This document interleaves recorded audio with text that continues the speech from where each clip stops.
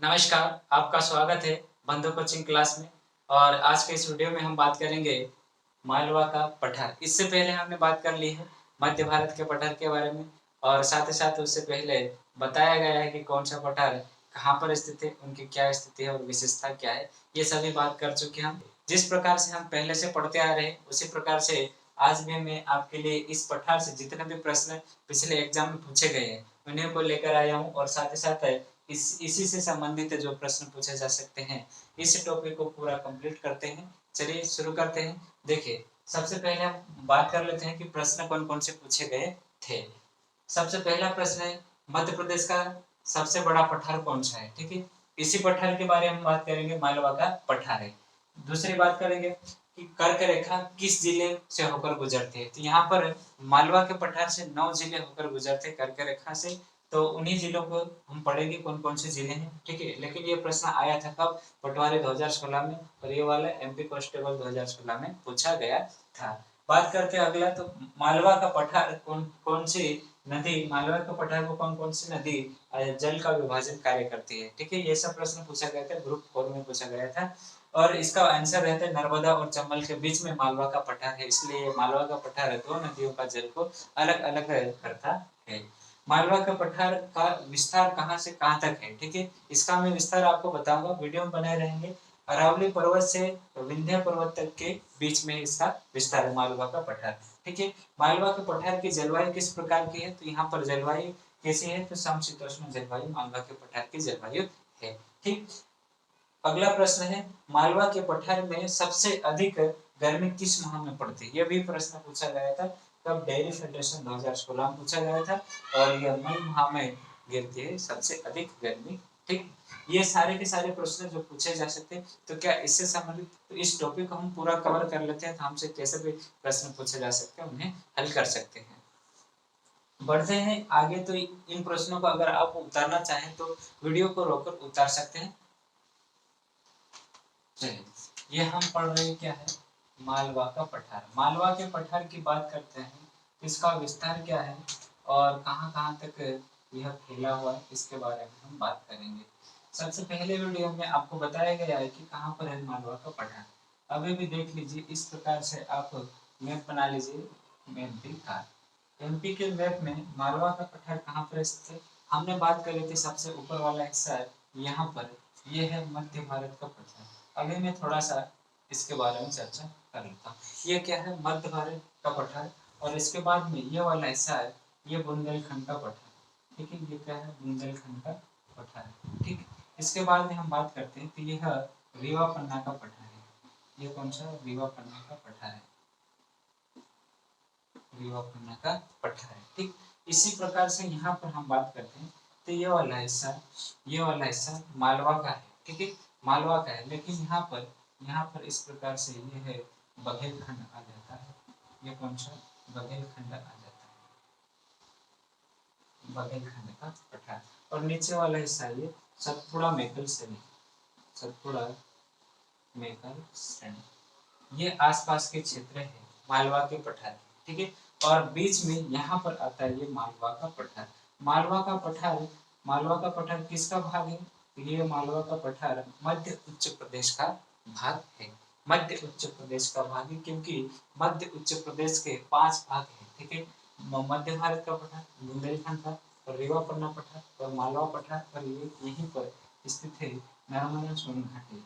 ये कौन सी है? नर्मदा सोन घाटी। ठीक है, सोन घाटी, ये है नर्मदा सोन घाटी। ठीक है, मान लीजिए ये मालवा का पठार के बीच में है। ठीक है, इस पठार के चारों साइड में, चारों तरफ कौन कौन से क्षेत्र आते हैं। ठीक है, जैसे कि यहाँ पर हम देखें, इस पठार के दक्षिण में, मालवा के पठार के दक्षिण में क्या है? नर्मदा सोन घाटी। ठीक है, ये पूछा गया है, इसका विस्तार कहाँ से कहाँ तक है। देखिएगा, मालवा के पठार के जो दक्षिण में क्या है? नर्मदा सोन घाटी है। ठीक, ठीक पूर्व में हम बात करते हैं, तो पूर्व में यहाँ पर जो जो यहाँ पर मालवा के पठार के साथ में इस प्रकार से लगी हुई है, यहाँ पर एक एक श्रेणी है जिसका नाम है विंध्याचल श्रेणी। क्या है? विंध्याचल श्रेणी है। ये मालवा के पठार के जस्ट पूर्व में पड़ते हैं, मालवा के पठार के जस्ट पूर्व में पड़ते हैं विंध्याचल श्रेणी।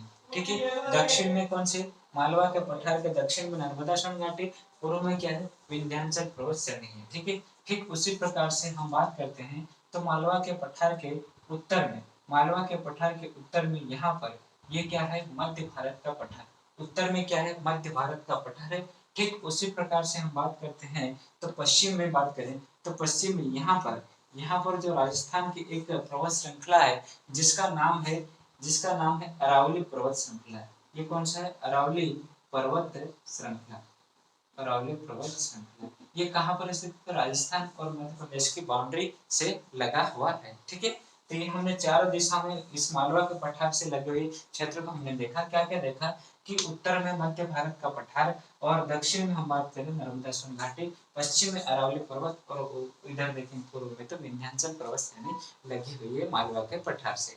देखते हैं इसमें थोड़ा सा और हिस्सा इस क्षेत्र से लगा हुआ है, मालवा के पठार से लगा हुआ है, ये गुजरात वाला हिस्सा। ठीक है, ये भी पूछा जाता है, गुजरात वाला हिस्सा भी इसके साथ में लगा हुआ है। उसके बाद में हम बात करते हैं तो ये वाला जैसे कि ये दिशा कौन सी कहलाती है, यह उत्तर और ये पूर्व, और उत्तर पूर्व के बीच में इसे का क्या कहा जाएगा उत्तर पूर्व दिशा। यहाँ पर ये बुंदेलखंड का पठार भी लगा हुआ है। ठीक है, अगर आपसे पूछा जाता है तो बुंदेलखंड इधर से गुजरात। हमने क्या देखा है कि अभी जो चारों दिशा में क्षेत्र फैले हुए कौन कौन से, तो ये है नर्मदा सोन घाटी, दक्षिण में पूर्व में विंध्याचल पर्वत, और उधर देखेंगे तो उत्तर पूर्व में क्या बुंदेलखंड, और उत्तर में मध्य भारत पठार, और पश्चिम में अरावली पर्वत, और ये गुजरात स्थित है। ठीक, इसके बाद में हम बात करते हैं तो इस पठार का जो हमने ये चारों तरफ से ये क्षेत्र देखे, इसके बीच का वाला क्षेत्र है जिसका कि क्षेत्रफल कहलाता है। ठीक है, तो ये पूरा क्षेत्रफल कितना है इसका,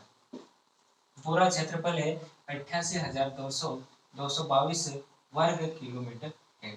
ठीक है, वर्ग किलोमीटर है इसका क्षेत्रफल है। ये चारों तरफ से ये क्षेत्र अरावली लगा हुआ है, गुजरात लगा हुआ है, ये नर्मदा सोन घाटी, विंध्याचल और बुंदेलखंड और मध्य भारत के बीच में जो बचता है ये क्या पूरा का पूरा मालवा का क्षेत्र है, और इसका क्षेत्रफल कितना है 88,222 किलोमीटर है। ठीक है, इसकी प्रतिशत की बात करें तो यह कितना प्रतिशत में फैला हुआ है, तो मालवा का पठार पूरे मध्य प्रदेश में जितने भाग है उनमें उन भागों में से यह 28.6% भाग में फैला हुआ है। ठीक है, यह कितना 28.6% भाग में फैला हुआ है। ठीक है, आगे बढ़ते हैं तो यहाँ पर वर्षा की बात करते हैं तो इस क्षेत्र में मालवा के पठार में वर्षा की बात करते हैं तो यहाँ पर वर्षा होती है 75 से 125 सेंटीमीटर वर्षा होती है प्रति वर्ष। ठीक है, प्रति वर्ष 75 से 125 के बीच में वर्षा होती इस पठार के अंतर्गत। ठीक है, हमने ये बात करी कि निर्माण किससे हुआ है तो बेसाल्ट चट्टान से, और बेसाल्ट चट्टान कहाँ से आई तो यह लावा से आई।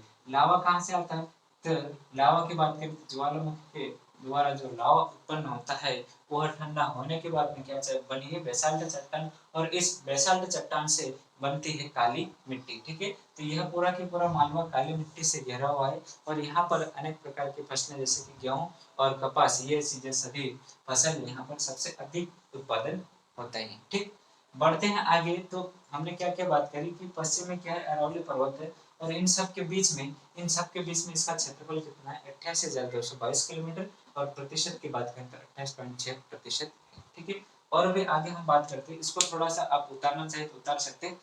ये क्या है मध्य प्रदेश, और मध्य प्रदेश में मालवा कहाँ पर है तो ये वाला हिस्सा, ये पूरा की पूरा ये क्या कहलाता है ये मालवा है। इस मालवा के अंतर्गत हम बात करते हैं तो मालवा के बीचों बीच यहाँ पर इस प्रकार से कर्क रेखा होकर गुजरती है।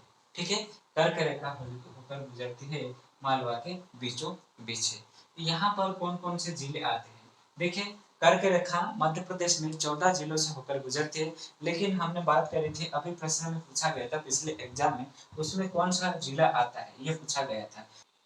मालवा के पठार में जो जिले आते हैं कर्क रेखा से लगने वाले, कर्क रेखा से लगने वाले जिले कौन कौन से हैं तो रतलाम, उज्जैन, आगर मालवा, राजगढ़, भोपाल, सीहोर, रायसेन, विदिशा और ये सागर, इतने जिले हैं ये जो कि मालवा के पठार से निकलकर कर्क रेखा जाती है, और इस कर्क रेखा से लगे हुए ये जिले हैं। ठीक है, फिर से बताते हैं रतलाम, उज्जैन, आगर मालवा, राजगढ़, भोपाल, सीहोर, रायसेन और विदिशा और सागर, ये 9 जिले हैं जो कर्क रेखा से लगे हुए हैं। ठीक है, कितने 9 जिले हैं और बाकी 9 जिले हैं जो ऐसे ही ये मालवा के पठार में आते हैं। कौन कौन से जिले?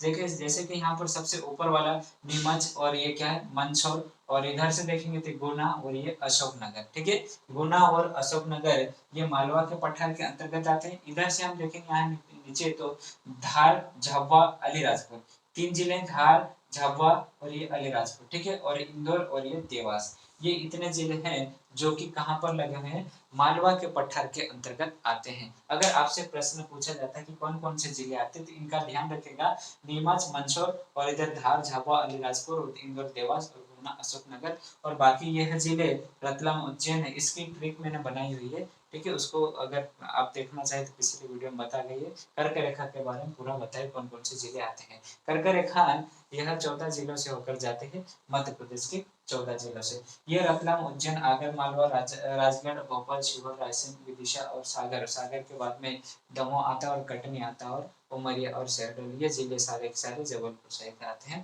इस कर्क रेखा के अंतर्गत। ठीक है, तो कितने जिले छूट जाते हैं? करीबन 5 जिले छूट जाते हैं, बाकी सभी कर्क रेखा के अंतर्गत आते हैं और वो कहाँ पर है? मालवा के पठार में है। बढ़ते हैं आगे, तो मालवा के पठार के अंतर्गत जो चोटियां पूछी जाती है, कौन कौन सी चोटी है? देखिएगा यहाँ इस मालवा के पठार में 3 सबसे प्रमुख ऊंची चोटियां हैं। ठीक है, 3 सबसे प्रमुख ऊंची चोटियां हैं। ठीक है, इन चोटियों का नाम बताता हूँ। ये मान लीजिए ये क्या है? मालवा के पठार की चोटियां हैं। ठीक है, इन चोटियों का नाम क्या क्या है? तो सबसे पहली चोटी तो ये सिगार चोटी। ठीक है, सिगार चोटी मालवा के पठार की चोटी है। ठीक है, इस चोटी का नाम है क्या है? सिंगार चोटी, और उसकी जो ऊंचाई है, इस चोटी की ऊंचाई है 881 मीटर है। कितनी है? 881 मीटर है। दूसरी चोटी है जाना पाव। ठीक है, जाना पाव की चोटी पहाड़ी पर स्थित है। इस पहाड़ी का नाम भी, और यह 854 मीटर। ठीक है, इसकी ऊंचाई कितनी? 854 मीटर। तीसरी चोटी है यहाँ पर छजारी की चोटी है, छजारी की चोटी है, और इसकी ऊंचाई है 810 मीटर है। कितनी? 810 मीटर है इस चोटी की ऊंचाई है। ठीक है, तो मालवा की जो चोटियां हैं कौन कौन से? श्रृंगार की चोटी, जानापाव की चोटी और छजारी की चोटी। इनकी लंबाई की हम बात करें तो ये 881 मीटर, 858 मीटर और 810 मीटर है यहाँ की चोटियां। ठीक है, मालवा की जो जलवायु है, इस पूरे मालवा की जलवायु किस प्रकार से है? तो जलवायु इसकी, इस मालवा पठार की जलवायु कैसी है? तो समशीतोष्ण जलवायु है। समशीतोष्ण शीतोष्ण जलवायु। ठीक है, कैसी? समशीतोष्ण जलवायु है। इसके बाद में यहाँ पर एक प्रश्न पूछा गया, तो गर्म कब सबसे अधिक गर्मी कब पड़ती है? अधिक गर्मी कब पड़ती है? अधिक गर्मी पड़ती है मई माह में। मालवा के पठार में सबसे अधिक गर्मी पड़ती है। ठीक है, मई माह में मालवा के पठार में सबसे अधिक गर्मी पड़ती है। इस मालवा के पठार से हम बात करते हैं तो यह 2 नदियों के बीच में फैला हुआ है। ठीक है, 2 नदियों के बीच में फैला हुआ है। तो यहाँ पर एक नदी निकलती है इंदौर से, इंदौर के जानापाव पहाड़ी से निकलती है एक चंबल नदी, इस प्रकार से निकलती है और यह आगे बढ़ते हुए यमुना नदी में जाकर मिलती है। ठीक है, यमुना नदी कहाँ से आती है? ठीक है, उत्तराखंड से आती है, और यह उत्तराखंड से आती है और यमुना नदी में आकर यह मिल जाती है। कौन सी? चंबल नदी। ठीक है, चंबल नदी, यह नदी मालवा पठार की सबसे प्रमुख नदी है। और एक नदी इधर से हम देखे हैं तो यहाँ पर अनूपपुर से के अमरकंटक से निकल कर आती है। इस नदी का नाम है नर्मदा नदी। इस प्रकार से यह निकलती है और इस नदी का नाम क्या है? नर्मदा नदी। ठीक है, और नर्मदा नदी और इससे चंबल नदी के जल का विभाजन का कार्य करता है। यहाँ पर ये क्या? मालवा का पठार है। ये क्या है? मालवा का पठार है। इसलिए जो प्रश्न पूछा गया था कि कौन से नदियों को अलग करता है कौन सा पठार, तो ये मालवा का पठार इनसे नदी को अलग करता है। ठीक है, बात करते हैं छोटे छोटे बात यहाँ पर हम करते हैं। इस पठार की जो ढाल है, इस पठार की जो ढाल है, यह ढाल है उत्तर दक्षिण से उत्तर की ओर। ठीक है, दक्षिण से उत्तर की, मतलब कि इस प्रकार से इसका ढाल है इस कारण से यहाँ से जो भी नदियाँ निकलती है इस दिशा में होकर गुजर कर जाती है, और इधर नीचे से यहाँ से नर्मदा नदी होकर गुजरती है। ठीक है, इसके बाद में हम बात करते हैं तो यहाँ पर जो इस मालवा के क्षेत्र को हायान नामक एक व्यक्ति आया था। ठीक है, हायान नामक एक व्यक्ति आया था जो कि चीनी यात्री थे। उन्होंने कहा कि मालवा की जलवायु जलवायु क्या है, सर्वश्रेष्ठ है। ठीक है, जलवायु कैसी है, सर्वश्रेष्ठ जलवायु है। सर्वश्रेष्ठ जलवायु, मालवा की जलवायु सर्वश्रेष्ठ है। ठीक है, फाइनल ने बोला था। बात करते हैं यहाँ पर बोली कौन कौन सी बोली जाती है। बोली यहाँ पर कौन कौन सी बोली जाती है, तो बोली यहाँ पर सबसे पहले तो मालवा में मालवी बोली जाती है। ठीक है, और मालवी के बाद में भीली एवं निमाड़ी, भीली भीली बोली और एक निमाड़ी बोली बोली जाती है मालवा के पठार में। ठीक है, ये है सारी की सारी बातें मालवा से संबंधित जितने भी बातें थी वो आपको बताई गई है। और अगर यह वीडियो आपको नहीं समझ में आए तो आप फिर से देखिए, आपको अच्छे से याद हो जाएगा। तो चलिए आज के लिए इतना ही, और अगले वीडियो में थैंक यू।